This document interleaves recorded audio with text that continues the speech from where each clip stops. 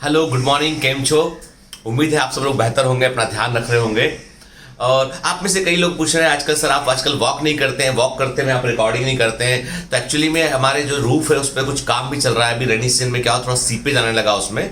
और दूसरा ये है कि अभी मैंने वॉक के बजाय मैंने जो है वो अपना जो पर्सनल ट्रेनिंग था विथ माय ट्रेनर वो शुरू किया है। तो अभी वो आता नहीं है, बल्कि हम लोग जो है वो वीडियो कॉन्फ्रेंसिंग के थ्रू मुझे इंस्ट्रक्शन देता है और रिकॉर्डिंग के बाद मैं फिर अपना वर्कआउट करता हूँ। तो आप भी अपना वर्कआउट करना रेगुलर हैबिट में शामिल कीजिए उसको, क्योंकि वो देखिए जब हम कोई भी फिजिकल एक्सरसाइज करते हैं ना, वो हमारी बॉडी को फिट रखता है और एक हेल्दी बॉडी में एक हेल्दी माइंड रहता है। ठीक है, तो कई लोग पूछते भी हैं कि सर हमें क्या थोड़ा सा स्पिरिचुअल होना चाहिए, मतलब कि हम ईश्वर को, अल्लाह को, गॉड को थोड़ा सा याद करें, मेडिटेशन करें, उससे क्या फ़ायदा है। तो मैं इतना ही कहता हूँ कि आप ईश्वर को इसलिए मानते हैं, अल्लाह को, गॉड को आप इसलिए मानते हैं आप, क्योंकि उससे आपको मेंटल स्ट्रेंथ मिलती है। ठीक है, तो मेरे पॉइंट ऑफ व्यू से यदि मैं बोलूँ, मुझसे आप पूछेंगे तो मैं अब हो सकता है आप मेरे मत से डिफर करते हो, पर मेरे पॉइंट ऑफ व्यू से मैं बोलूँगा तो मेरे लिए रिलीजन का मतलब ये है कि मैं एक प्रकार का जैसे धर्म होता है, कोई भी धर्म उठ के, उसमें सबसे बड़ी बात है कि एक मेंटल पीस मिलता है आपको उठ के।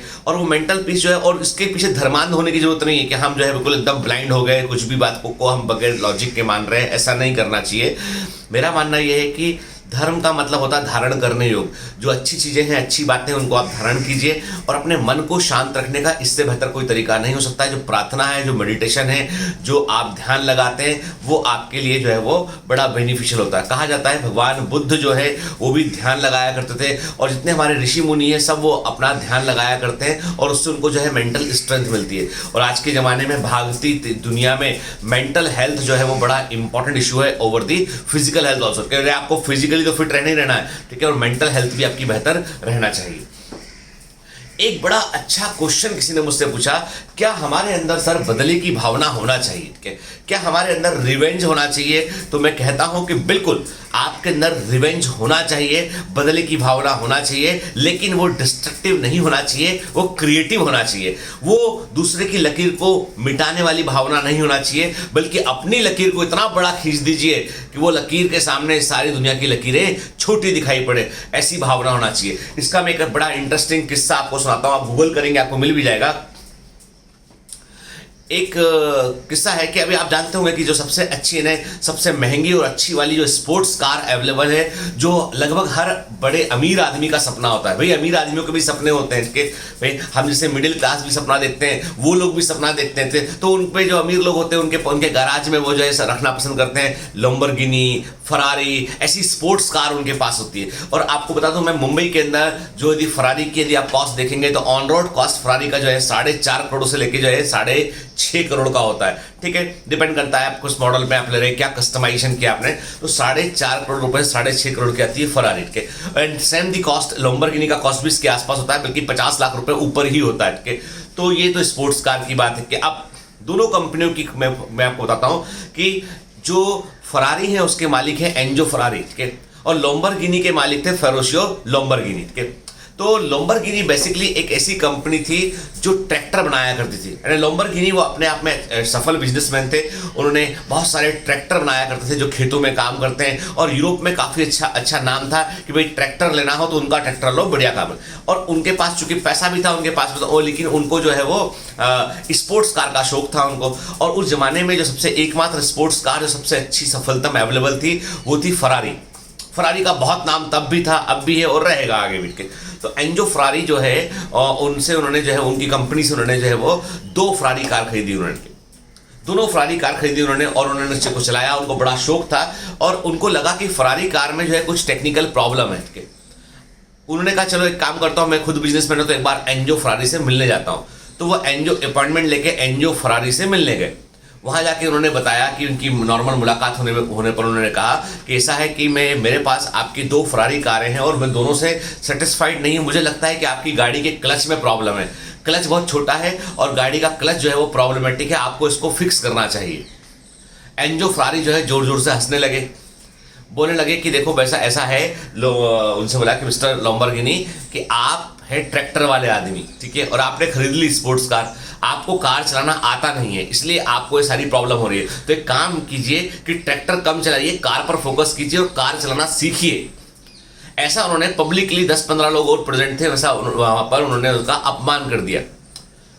लैम्बोर्गिनी को बड़ा बुरा लगा इस बात को लेके कि देखो यार, हम तो उनको सजेशन दे रहे थे और हमको उल्टा ये बोल रहे हैं कि तुम ट्रैक्टर चलाने वाले आदमी, तुम क्या कार चलाओगे, तुम लोग ट्रैक्टर की बजाय तुम कार को ट्रैक्टर जैसा मत चलाओ, तुम फरारी को चलाना सीखो, है ना, कोई क्लच में प्रॉब्लम नहीं है। तो उन्होंने यही एक ही बात बोली, उन्होंने कहा कि ठीक है सर बहुत अच्छी बात है आपने मुझे बताया, पर मैं इतना कहता हूं कि मुझे आपकी फरारी कार में कोई इंटरेस्ट नहीं है, अब मेरे को ना, मैं आगे कभी लूंगा इसको, मैं अपनी कार खुद डिजाइन करूंगा और खुद बनाऊंगा उसको, उसमें कोई फॉल्ट नहीं होगा। ठीक घटना के 1 साल के बाद जो है लैम्बोर्गिनी ने अपना शोरूम जो है वो पहला शोरूम उन्होंने अपना जो है लॉन्च किया इटली के अंदर, और उन्होंने जो है वो अपनी कार को लॉन्च किया और उस कार में जो है लैम्बोर्गिनी, और जैसे ही लैम्बोर्गिनी लॉन्च हुआ उसने फरारी के मार्केट को 50% तक नीचे क्रैश कर दिया उसने, यानी फरारी की सेल दुनिया भर में आधी हो गई। आज भी यदि एक फरारी बिकती है तो 2 लैम्बोर्गिनी बिकती है, एक फरारी बिकेगा तो 2 लैम्बोर्गिनी बिकेगा, ऐसा आज का मार्केट सिनेरियो है। तो उन्होंने इसको सफल जवाब। अब देखिए ना, इस पूरे इंसिडेंस में जो सबसे बड़ी बात निकल के सामने आती है कि लैम्बोर्गिनी ने फरारी से बदला लिया, रिवेंज की भावना रखी उन्होंने। वो चाहते तो अपना ट्रैक्टर बनाते रहते बैठ के, लेकिन उन्होंने कहा नहीं मुझे एक नया, और उससे क्या हुआ कि उनके ट्रैक्टर वाली इंडस्ट्री उतना ग्रो नहीं की जितना उनका लैम्बोर्गिनी वाला इंडस्ट्री ग्रो कर गया। दुनिया भर में आज लैम्बोर्गिनी को लैम्बोर्गिनी कार के नाम से जानते हैं लोग, ट्रैक्टर के नाम से नहीं जानते लोग। और वो शुरुआत कैसे हुई उसकी, एक रिवेंज के साथ हुई। तो कई बार जो बदले की भावना होती है ना, वो हमारे लिए चिंगारी के समान काम करती है, जो हमको नए पोटेंशियल, नए रास्ते दिखलाती है। लेकिन बात इतनी सी है कि it should be creative. Same ऐसा ही किस्सा जो है वो रतन टाटा के साथ में हुआ न। ये बात है 1999 की बात है कि 1999 में टाटा इंडस्ट्रीज को बड़े फाइनेंशियल क्राइसिस का सामना करना पड़ा, और रतन टाटा ने सोचा कि भाई हमारा जो कार, उन्होंने इंडिका कार लॉन्च किया था उन्होंने उस समय के, उन्होंने कहा कि हमारा जो कार का मार्केट है उतना हम कैप्चर नहीं कर पा रहे। मारुति का चारों तरफ दबदबा है मारुति का, और टाटा की कारों को कोई ज़्यादा पसंद नहीं करता, क्योंकि टाटा बेसिकली ट्रक बनाने वाले मेकर थे, ट्रक बनाया करते थे लोग, ट्रक हुआ, बस हुआ, ठीक है, इस तरह के हैवी व्हीकल बनाते थे। पर पैसेंजर कार इंडस्ट्री में टाटा नए नए थे, तो इनको बड़ा नुकसान हो रहा था उस समय। तो ये उन्होंने कहा कि काम करते किसी बाहर की कंपनी से अपन ज्वाइंट वेंचर करेंगे, जैसे मारुति सुजुकी है, ठीक है, तो उससे क्या होता है कि एक बाहर का ब्रांड मिलेगा, उसका हमें गाइडेंस मिलेगा, तो हमको फायदा होगा, उससे पब्लिक में क्रेडिबिलिटी बनेगी।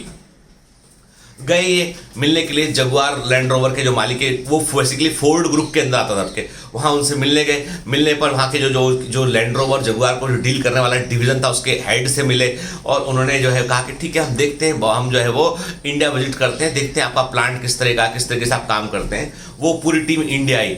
इंडिया आने के बाद उन्होंने जो है वो बड़े, एक होता ना जिसे बोलते हैं कि भाई तुम क्या हो, तुम कुछ भी नहीं हो, वैसा व्यवहार करते हुए उन्होंने कहा कि भाई आपको तो, मुझे ऐसा लगता है कि आपको तो पैसेंजर कार इंडस्ट्री में आना ही नहीं चाहिए आप लोगों को, क्योंकि आपको कोई अनुभव ही नहीं है, आपका जो प्रोडक्ट है वो अप टू दी मार्क नहीं है। अब हम सब जानते हैं कि टाटा की कारें कितनी सारी बिकती हैं, टाटा का जो है तमाम बहुत सारे व्हीकल टाटा के आज मार्केट में दिखाई पड़ते हैं। तो उन्होंने ऐसा कहा उनको, उन्होंने कहा कि भाई हमें अपने ब्रांड की वैल्यू की चिंता है, मतलब जगुआर, लैंड रोवर, ये जो ब्रांड है ये प्रीमियम ब्रांड है, यदि हम आपके साथ जुड़ गए तो हमारा ब्रांड रेपुटेशन कम होगा, इसलिए ये डील नहीं हो पाएगी आगे। टाटा अपमान का घूंट पी लिए, उससे कुछ नहीं बोले। उन्होंने कहा ठीक है अब कुछ नहीं, हमें जो होगा हम देखेंगे। उन्होंने फिर अपनी कार पे फोकस किया, कार पर बहुत R&D किया गया, इंडिका को लगातार इंप्रूव किया गया, नए टाटा ने नए इंजन्स को इवॉल्व किया, और फाइनली जो है टाटा कार जो है इंडिया में वेल एस्टेब्लिश हो गया।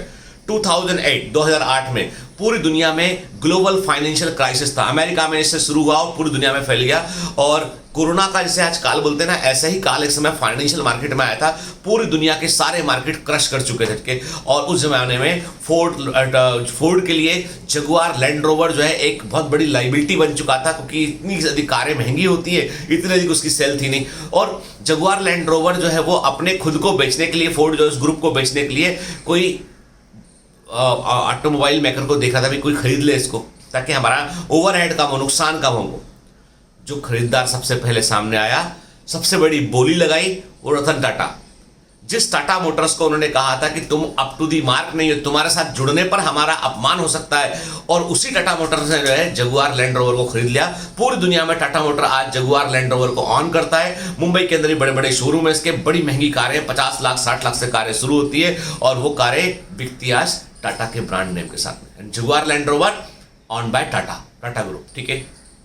सोच लीजिए, आपके बदले कई तरह के होते हैं। तो मैं हमेशा कहता हूं कि अपने कोई कुछ बुरा कहता है ना, तो उसको अपने अंदर संजो के रखिए और उसको इस बात समझिए कि उसने आपको सही कहा, उसने आपको जो है आपको उज्ज्वलित किया, उसने आपको बताया कि नहीं भाई तुम ये कर सकते हो। तो कई बार हमारा जो अपमान होता है ना, उसको अपमान के तौर पर मत लीजिए, उसको चुनौती के रूप में लीजिए और चुनौती के लिए हमें डटकर मुकाबला करना चाहिए और एक बड़ी लकीर खींचना चाहिए। समझ में आई बात? तो बदला इंपॉर्टेंट है, ठीक है, लेकिन not destructive, it should be creative. Have a great day, all the best.